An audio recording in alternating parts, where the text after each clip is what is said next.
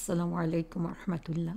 রব্বি ইশরাহ লি সাদরি ওয়া ইয়াসসির লি আমরি ওয়াহলুল উকদাতাম মিন লিসানি ইয়াফকাহু কওলি। আমাদের নামাজের যে দোয়াগুলো, সেই দোয়াগুলো আমরা একটু একটু করে জানার চেষ্টা করছি। এর উদ্দেশ্য হচ্ছে আমরা নামাজে যে দোয়াগুলো পড়ি সেগুলো রাসূল সাল্লাল্লাহু আলাইহি সাল্লাম যেভাবে আমাদেরকে শিখিয়ে দিয়েছেন সেভাবে সঠিকভাবে দোয়াগুলো শেখা, এবং তার সাথে সাথে আমরা যখন দোয়া পড়ি তখন সেই দোয়াগুলোকে বুঝা, যাতে হচ্ছে সেই দোয়াগুলোর অর্থ বুঝে আমরা সেগুলোকে উপলব্ধি করতে পারি এবং আল্লাহ সুবহানাহু ওয়া তাআলার কাছে আমরা কী চাচ্ছি সেটা আমরা নিজেরাও জানি। আজকে আমরা যে দোয়াটা নিয়ে আলোচনা করব সেটা হচ্ছে দুই সিজদার মাঝখানে আমরা যখন নামাজে বসি তখন যেই দোয়া পড়া হয়। আল্লাহ রাসূল সাল্লাল্লাহু আলাইহি সাল্লাম নামাজের বিভিন্ন সময়ে বিভিন্ন দোয়া করেছেন। কোনো দোয়া রিপিট করেছেন, কোনো দোয়া আবার ওই সময়ের জন্য শুধুমাত্র পড়েছেন। কিন্তু আমরা দেখি পুরো নামাজের মধ্যেই তিনি বিভিন্ন সময়ে বিভিন্ন দোয়া আমাদেরকে শিখিয়ে দিয়েছেন। দুই সিজদার মাঝখানে আমরা যখন বসি, সে বসাটা আমাদের জন্য অত্যন্ত গুরুত্বপূর্ণ। আমরা যদি এই দুই সিজদার মাঝখানে স্থিরভাবে না বসি তাহলে নামাজের একটা আবশ্যিক অংশ আমরা বাদ দিয়ে দিচ্ছি। সে কারণে আমরা যখন দুই সিজদার মাঝখানে বসবো তখন সেখানেও কিছু দোয়া আমরা পড়তে পারি। দুইটি দোয়া রাসূল সাল্লাল্লাহু আলাইহি সাল্লাম নিয়মিত পড়তেন, অথবা রাসূল সাল্লাল্লাহু আলাইহি সাল্লামের বিভিন্ন বর্ণনায় এই দুইটি দোয়া এসেছে। একটা ছোট্ট একটি দোয়া যেটা আমরা শুনেই মুখস্থ করে ফেলতে পারি, সেটা হচ্ছে রব্বি গফিরলি রব্বি গফিরলি। রাসূল সাল্লাল্লাহু আলাইহি সাল্লাম এই দোয়াটা প্রায়ই পড়তেন নামাজের মধ্যে।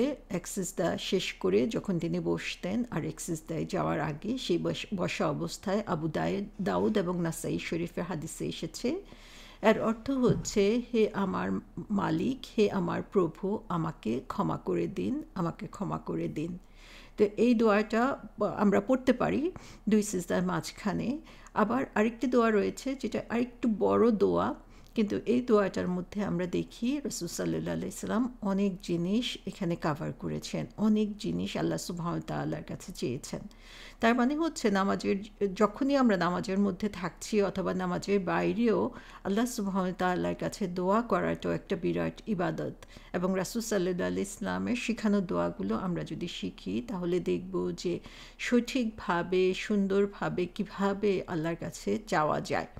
এখানে আমরা দেখি এই যে দোয়াটা রাসূল সাল্লাল্লাহু আলাইহি সাল্লাম বলেছেন, এটা তিরমিজি এবং ইবনে মাজার হাদিসে এসেছে। আল্লাহুম্মা গফিরলি ওয়ারহামনি ওয়াহদিনি ওয়াজবুরনি ওয়াআফিনি ওয়ারজুকনি ওয়ারফানি। সো এখানে কয়েকটা শব্দকে একসাথে এনে আল্লাহ সুবহানাহু ওয়া তাআলার কাছে দোয়া করা হয়েছে। আমরা দেখব এই শব্দগুলোর অর্থ কী। একসাথে যদি আমরা বলতে যাই তাহলে এর অর্থ হচ্ছে, হে আল্লাহ, আমাকে ক্ষমা করে দিন, আমার উপর রহমত করুন, আমাকে পথ প্রদর্শন করুন, আমাকে সাপোর্ট দিন, আমার সাহায্যকারী হন, আমাকে রক্ষা করুন এবং আমাকে রিজিক দেন এবং আমার সম্মান উচ্চ স্তরে উঠিয়ে দিন। সুবহানাল্লাহ, আমরা দেখি একটা ভ্যারাইটিস জিনিস এখানে আল্লাহ সুবহানাহু ওয়া তাআলার কাছে চাওয়া হচ্ছে এবং একটা দোয়ার মধ্যেই সমস্ত কিছুকে কভার করে নিয়ে আসা হচ্ছে। প্রথমে এখানে বলা হচ্ছে আল্লাহুম্মা গফিরলি। আল্লাহুম্মা মানে ও আল্লাহ, এটা হচ্ছে আমরা দেখব রাসূল সাল্লাল্লাহু আলাইহি সাল্লাম যে দোয়াগুলো করেছেন, স্পেশালি সুন্নাতে যেসব দোয়া এসেছে সেখানে আল্লাহুম্মা দিয়ে শুরু করা হয়েছে। কোরআনের যে দোয়াগুলো ম্যাক্সিমামই রাব্বানা অথবা রাব্বি দিয়ে শুরু করা হয়েছে। আল্লাহুম্মা মানে হচ্ছে ও আল্লাহ। এটা হচ্ছে জাস্ট আরব রীতি অনুযায়ী কোনো কিছু আল্লাহর কাছে চাওয়ার একটা ওয়ে বা চাওয়ার একটা প্রচলন, এভাবে আল্লাহর কাছে চায় বা বলতো তারা। তারপর হচ্ছে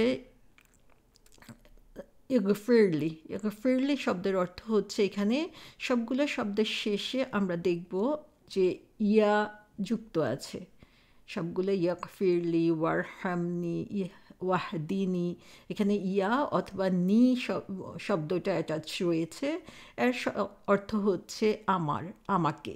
সো আল্লাহুম্মা গফিরলি, গফিরলি যখন আমরা বলছি আমাকে ক্ষমা করুন, ওয়ারহামনি আমাকে রহম করুন, ওয়াহদিনি আমাকে হুদা অথবা গাইডেন্স অথবা পথ প্রদর্শন করুন, ওয়াজবুরনি আমাকে সাহায্য করুন, ওয়ারফিনি আমাকে রক্ষা করুন, ওয়ারজুকনি আমাকে প্রোভাইড করুন, আমাকে আমার প্রয়োজনীয় জিনিস সাপ্লাই দেন, ওয়ারফানি আমার স্টেটাস উপরে উঠিয়ে দেন। তো সবগুলোই হচ্ছে আমার নিজের জন্য দোয়া, সে কারণে ইয়া অথবা নি যুক্ত করা হয়েছে।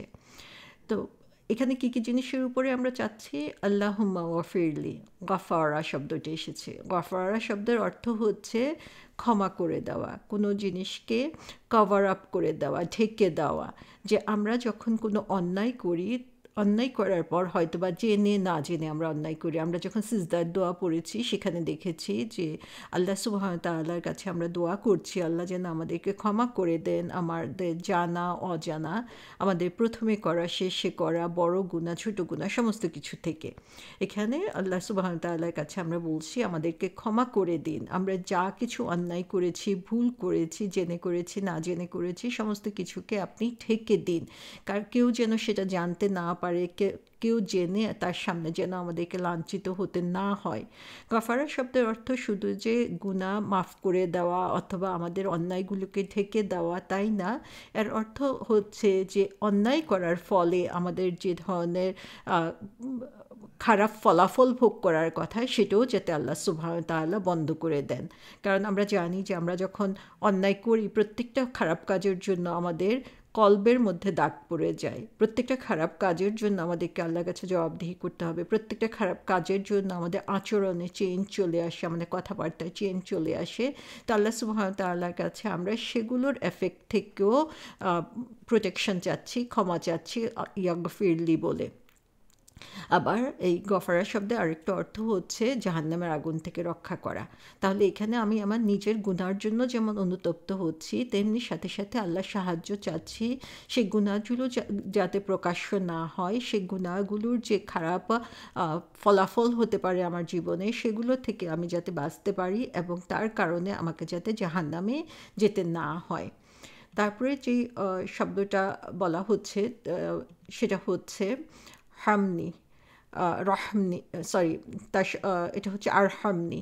আরহামনি হচ্ছে রহমা থেকে এসেছে। তো আমরা দেখি যে প্রথমেই আমরা দোয়া শুরু করছি আল্লাহর কাছে ক্ষমা চাওয়ার মাধ্যমে।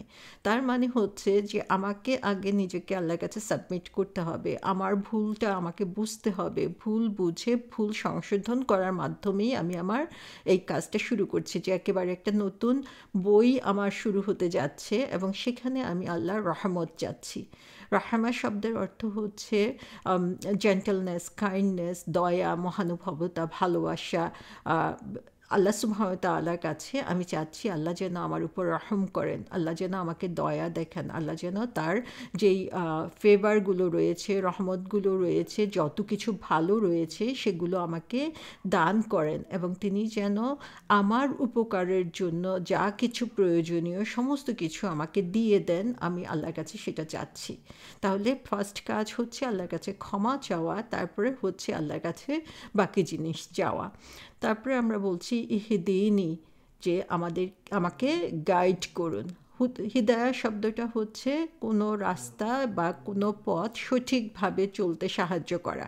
তো এখানে আল্লাহ সুবহানাহু ওয়া তাআলাকে আমরা বলছি আমাদেরকে সঠিক পথটা দেখিয়ে দিন, সঠিক পথটা চলার জন্য যেই ধরনের উপায় উপকরণ দরকার সেগুলো আমাকে দিয়ে দিন এবং সেই পথে পৌঁছানোর জন্য মানে চলা শুরু থেকে পৌঁছানো পর্যন্ত আমার যত ধরনের সহযোগিতা দরকার সেগুলো আমাকে দিন এবং রাইট ওয়েতে আমি যাতে চলতে পারি, আমি যাতে ভুল পথে চলে না যাই সেটার জন্য আল্লাহ সুবহানাহু ওয়া তাআলার কাছে আমরা সাহায্য চাচ্ছি। তার মানে হচ্ছে দুনিয়ার জীবনে চলতে গেলে দেখা যায় যে আমরা এই দুনিয়ার আকর্ষণে, প্রলোভনে অথবা বিভিন্ন ইনফ্লুয়েন্সের কারণে কি হয় যে আমরা সঠিক পথটা ভুলে যাই। যদিও আমরা নিজেদেরকে মুসলিম বলি, যদিও আমাদের সামনে কোরআন রয়েছে, কিন্তু তারপরেও সঠিক গাইডলাইন পেতে আমরা অনেক সময় কনফিউজড হয়ে যাই, হয়তো বা পথ চলতে চলতেও আমরা অনেক সময় ভুল পথে চলে যাই। তো আল্লাহ সুবহানাহু ওয়া তাআলার কাছে প্রতি নামাজেই আমরা এই দোয়াটা করতে পারি, যেখানে আমরা আল্লাহর কাছ থেকে গাইডেন্স চাচ্ছি। আমরা দেখি দেখি যে রাসূল সাল্লাল্লাহু আলাইহি ওয়াসাল্লাম আমাদেরকে শিখিয়ে দিয়েছেন দোয়া, ইয়া মুকাল্লিবুল কুলুব সাব্বিত কলবি আলা দীনিক, যে তোমার দিনের উপরে আমার অন্তরকে তুমি মজবুত করে রাখো। আমরা জানি যে আমরা একবার হেদায়েত প্রাপ্ত হয়েছি মানি যে এই হেদায়েতের উপরে আমরা অটল থাকতে পারবো তার কোনো গ্যারান্টি কিন্তু নাই।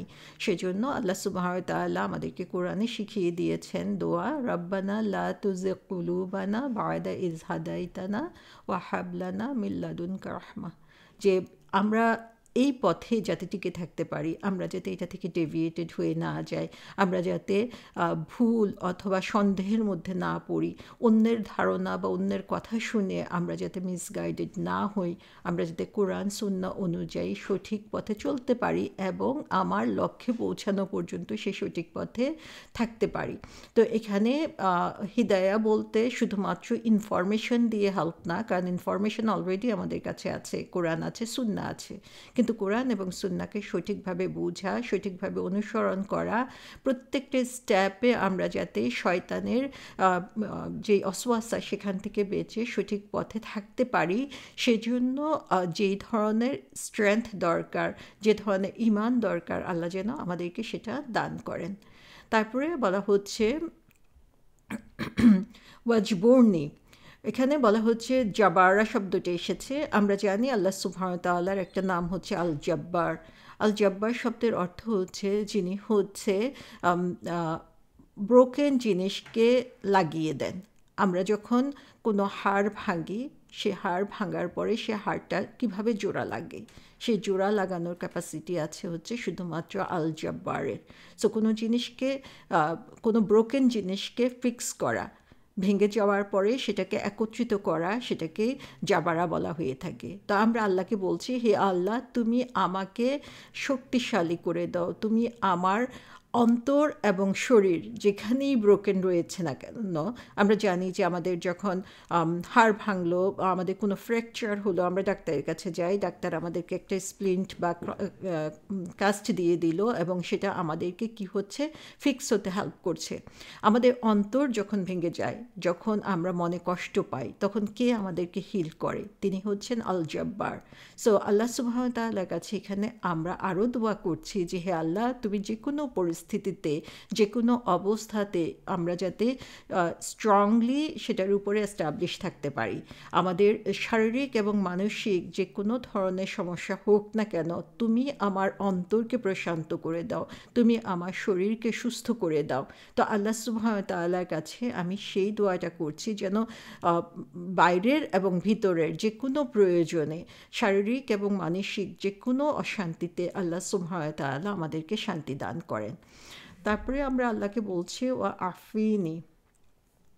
আফিনি হচ্ছে প্রোটেক্ট করা। আল্লাহ সুবহানাহু ওয়া তাআলার কাছে এখানে দোয়া করা হচ্ছে, আল্লাহ তুমি আমাকে রক্ষা করো যে কোনো ধরনের ক্ষতি থেকে। আমাদের ক্ষতি বিভিন্ন ধরনের হতে পারে, শারীরিক ক্ষতি হতে পারে, মানসিক ক্ষতি হতে পারে, আত্মিক ক্ষতি হতে পারে। কিছু ক্ষতি আছে যেগুলো আমরা চোখে দেখতে পাই, কিছু ক্ষতি আমরা দেখতে পাই না। যেমন আমরা কোনো একটা অ্যাক্সিডেন্ট হলো, সেখানে আমি ফিজিক্যালি অ্যাফেক্টেড হলাম, সেটা আমি বুঝতে পারছি, কিন্তু কারো যখন ইভিল আই অথবা বদ নজর লাগলো, সেটা কিন্তু আমি দেখতে পাচ্ছি না। শয়তানের ওয়াসওয়াসায় আমি কী পরিমাণ ক্ষতিগ্রস্ত হচ্ছি সেটা আমি সরাসরি বুঝতে পারছি না। তো আল্লাহ সুবহানাহু ওয়া তাআলার কাছে আমরা সেইটাই দোয়া করতে থাকি যে আফিনি তুমি আমাদেরকে রক্ষা করো জানা অজানা প্রত্যেকটা জিনিস থেকে, প্রত্যেকটা ক্ষতিকর জিনিস থেকে। যেমন সূরা ফালাক এবং সূরা নাসে আমরা দোয়া করতে থাকি দুনিয়াবি ক্ষতি এবং আমাদের আত্মিক ক্ষতির ব্যাপারে। তো আল্লাহ সুবহানাহু ওয়া তাআলার কাছে প্রতি নামাজে আমরা এই দোয়াটা করতে পারি। তারপরে বলা হচ্ছে ওয়ারজুকনি, রাজাকা। রিজক শব্দটার সাথে আমরা সবাই পরিচিত। রিজক শব্দের অর্থ হচ্ছে কোনো কিছু, সেটা যাই হোক না কেন, যেটা আমাদের জন্য উপকারী সেটাই আমাদের জন্য রিজিক। তো এখানে হচ্ছে আমাদের প্রয়োজনীয় জিনিস, আমাদের জীবন ধারণের জন্য যা কিছু দরকার সেগুলোকে রিজিক বলা হয়ে থাকে। রিজিক বলতে আমরা সাধারণত খাবারকে বুঝে থাকি, টাকা পয়সাকে বুঝে থাকি। রিজিক শুধুমাত্র টাকা পয়সা বা খাবারের মধ্যে সীমাবদ্ধ না, বরং আমাদের জন্য উপকারী যা কিছু রয়েছে সমস্ত কিছুই হচ্ছে রিজিকের অন্তর্ভুক্ত। আল্লাহ হচ্ছেন আর রাজ্জাক, তার মানে হচ্ছে তিনি আমাদের সমস্ত কিছু প্রোভাইড করেন। আমাদের একটা সুন্দর ফ্যামিলি থাকা, ফ্যামিলির মধ্যে সুন্দর সম্পর্ক থাকা, আমাদের প্রয়োজনে একজন আরেকজন এগিয়ে আসা, ভালো বন্ধু থাকা, সমস্ত কিছুই হচ্ছে এই রিজকের মধ্যে অন্তর্ভুক্ত। সো সেটা শুধুমাত্র যে বাহ্যিক উপকরণ হতে হবে এমন না, বরং যা কিছুই আমাদের জন্য উপকারী তাই হচ্ছে রিজিকের মধ্যে অন্তর্ভুক্ত, এবং আমাদের জীবনের জন্য যা কিছু প্রয়োজন সমস্ত কিছুই আমরা আর রাজ্জাকের কাছে চাই, তিনি যাতে আমাদেরকে সেটা দিয়ে দেন। এবং সব শেষে বলা হচ্ছে ওয়ারফানি। রাফা শব্দের মানে হচ্ছে কোনো জিনিসকে উপরের লেভেলে উঠানো। তো আল্লাহ সুবহান তাআলার কাছে আমরা দোয়া করছি আল্লাহ যেন আমাদেরকে উচ্চতর অবস্থানে রাখে।